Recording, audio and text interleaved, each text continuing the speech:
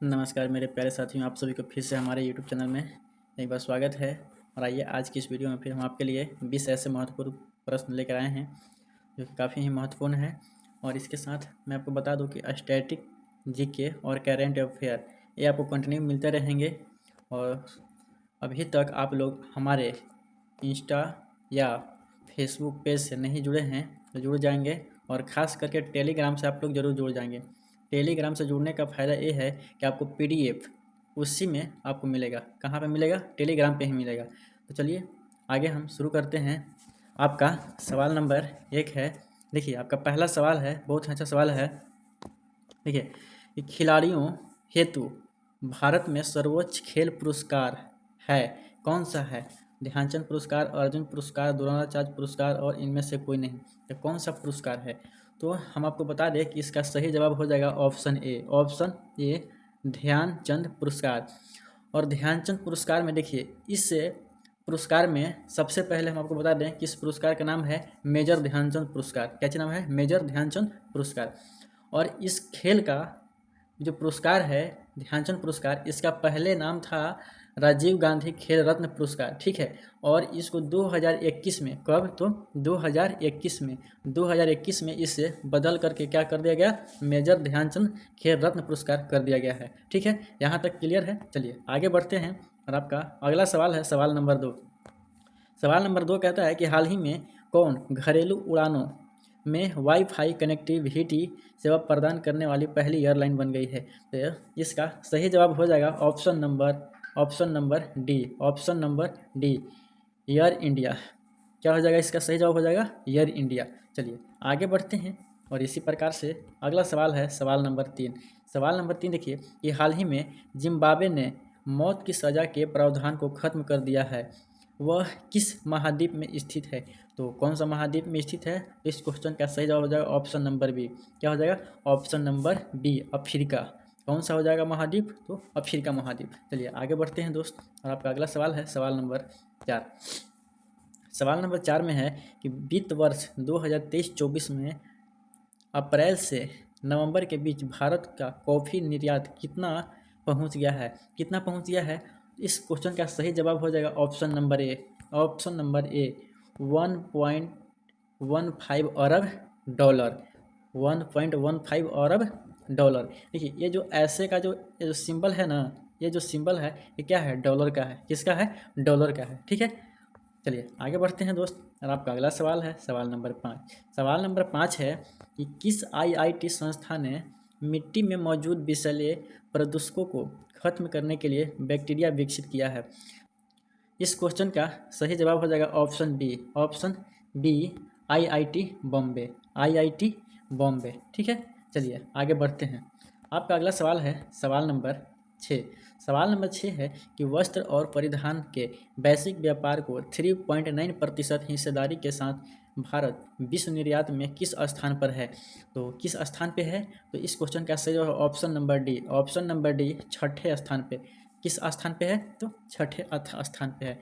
चलिए आगे बढ़ते हैं। और आपका अगला सवाल है सवाल नंबर 7। भारत में वाहनों की खुदरा बिक्री 2024 में वार्षिक आधार पर 9% बढ़कर कितने यूनिट से अधिक हो गई है?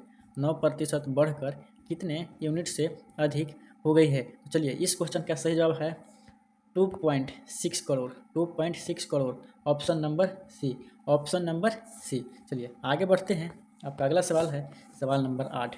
सवाल नंबर 8 है कि हाल ही में किसको केंद्रीय रिजर्व पुलिस बल का महानिदेशक नियुक्त किया गया है? तो किसे किया गया है बताइए? इस क्वेश्चन का सही जवाब हो जाएगा option number B. Option number B, Vitul Kumar. कौन हो जाएंगे? वितुल कुमार। Option B. अगला सवाल है सवाल नंबर 9। देखिए बहुत ही अच्छा सवाल है, आप लोग गौर करके देखेंगे। ठीक है, चलिए आगे की ओर बढ़ते हैं। तो आपका अगला सवाल, हाल ही में भारत की कुल नवीकरणीय ऊर्जा क्षमता कितने गीगावाट को पार कर गई है? तो वो कितने गीगावाट को पार कर गई है? इसका सही जवाब हो जाएगा option B. Option B, 200 gigawatt. कितना? 200 गीगावाट। आगे बढ़ते हैं। नेक्स्ट सवाल है, देखिए कि हाल ही में भारत सरकार ने कितने खिलाड़ियों को खेल रत्न पुरस्कार देने का निर्णय लिया है? बहुत ही अच्छा सवाल है। तो कितने खिलाड़ियों को खेल रत्न पुरस्कार देने का निर्णय लिया है दोस्त? तो इस क्वेश्चन का सही जवाब हो जाएगा ऑप्शन ए। ऑप्शन ए 4 खिलाड़ियों। अब देखेंगे कि इन 4 खिलाड़ियों का नाम क्या है भाई। तो पहला का नाम है डी, क्या है, डी गुकेश, डी गुकेश। दूसरा का नाम हो जाएगा शूटर मनु भाकर, शूटर मनु भाकर। और तीसरा का नाम हो जाएगा हरमनप्रीत सिंह, हरमनप्रीत सिंह। और जो 4 नंबर पे है उनका नाम है प्रवीण कुमार, प्रवीण कुमार। ठीक है, तो इन 4 लोगों का नाम आप याद रखेंगे। चलिए आगे बढ़ते हैं और आपका अगला सवाल है सवाल नंबर 11। वर्तमान में कितने ग्रामीण भू अभिलेखों का डिजिटलीकरण कर दिया गया है? तो बताइए कितने भू अभिलेखों को। इस क्वेश्चन का सही जवाब हो जाएगा आपका ऑप्शन डी, ऑप्शन डी 98.5%, 98.5% अभिलेखों का डिजिटलीकरण कर दिया गया है। चलिए आगे बढ़ते हैं और आपका अगला सवाल है सवाल नंबर 12। ठीक है, चलिए क्रायोजेनिक निम्नलिखित में से किससे संबंधित विज्ञान है? तो किससे संबंधित विज्ञान है? इसका सही जवाब हो जाएगा ऑप्शन बी निम्नता। क्या हो जाएगा? निम्नता। आगे बढ़ते हैं दोस्त और आपका अगला सवाल है सवाल नंबर 13। सवाल नंबर 13 है, देखिए कि हाल ही में पश्चिम बंगाल ने अपनी स्पेस संतोष ट्रॉफी जीती है। तो कैवीं 30वीं 33वीं और 30वीं 39वीं कैवीं संतोष ट्रॉफी जीती है? तो इस क्वेश्चन का सही जवाब हो जाएगा ऑप्शन बी, ऑप्शन बी 33वीं संतोष ट्रॉफी जीती है। किसने जीती है? तो पश्चिम बंगाल में। ठीक है, चलिए आगे बढ़ते हैं और आपका अगला सवाल है सवाल नंबर 14। सवाल नंबर 14 कहता है कि विश्व में प्रति वर्ष किस तारीख को विश्व ब्रेल दिवस मनाया जाता है? देखिए विश्व में प्रति वर्ष किस तारीख को विश्व ब्रेल दिवस मनाया जाता है? तो इस क्वेश्चन का सही आंसर हो जाएगा ऑप्शन सी, ऑप्शन सी 4 जनवरी। आगे बढ़ते हैं और आपका अगला सवाल है सवाल नंबर 15।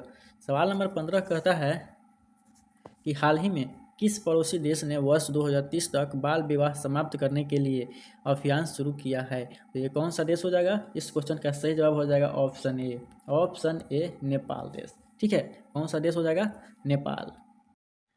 चलिए आगे बढ़ते हैं और आपका अगला सवाल है सवाल नंबर 16 कि दिसंबर 2024 में यूपीआई लेन देन रिकॉर्ड 8% के साथ कितने अरब रुपए पहुंच गया है?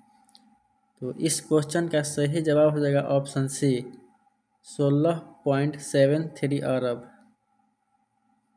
आगे बढ़ते हैं इसी प्रकार से आपका अगला सवाल है सवाल नंबर 17 कि हाल ही में पारिस्थितिकी तंत्र सेवाओं को ग्रीन जीडीपी से जोड़ने वाला पहला राज्य कौन बना है? तो कौन बना है भाई? इस क्वेश्चन का सही जवाब हो जाएगा option B, option B Chhattisgarh. कौन? छत्तीसगढ़। चलिए आगे बढ़ते हैं और आपका अगला सवाल है सवाल नंबर 18। उत्पादन के 4 कारक हैं, वो कौन कौन से हैं बताइए? इस क्वेश्चन का सही जवाब हो जाएगा ऑप्शन ए, ऑप्शन ए भूमि, श्रम, पूंजी और संगठन, भूमि, श्रम, पूंजी और संगठन। ठीक है, चलिए आगे बढ़ते हैं। आपका अगला सवाल है सवाल नंबर 19।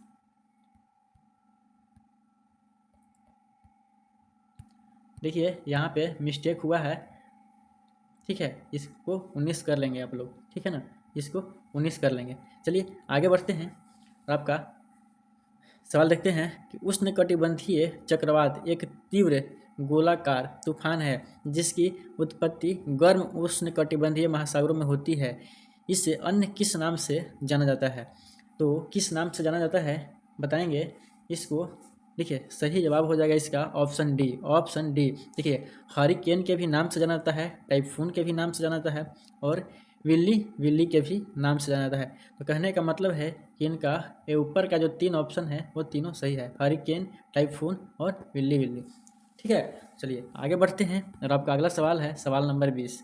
सवाल नंबर 20 कहता है कि निम्न में से कौन सी मध्य भारत में WPI आधारित उच्च मुद्रास्फीति के लिए प्रमुख रूप से उत्तरदायी है?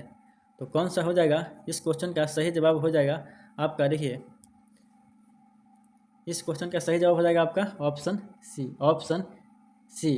क्या हो जाएगा? विनिर्माण उत्पाद, विनिर्माण उत्पाद। अब यहाँ पे थोड़ा सा हम लोग समझेंगे कि WPI क्या होता है, WPI क्या होता है। देखिए WPI का फुल फॉर्म है, देखिए wholesale price index, wholesale price index. Wholesale price index बोले तो थोक मूल्य सूचकांक, और एक होता है CPI। क्या होता है, CPI। CPI का फुल फॉर्म होता है consumer price index, consumer price index. इसको हिंदी में बोलते हैं उपभोक्ता मूल्य सूचकांक, उपभोक्ता मूल्य सूचकांक। तो चलिए आज की इस वीडियो में इतना ही, मिलते हैं अगले वीडियो में, धन्यवाद।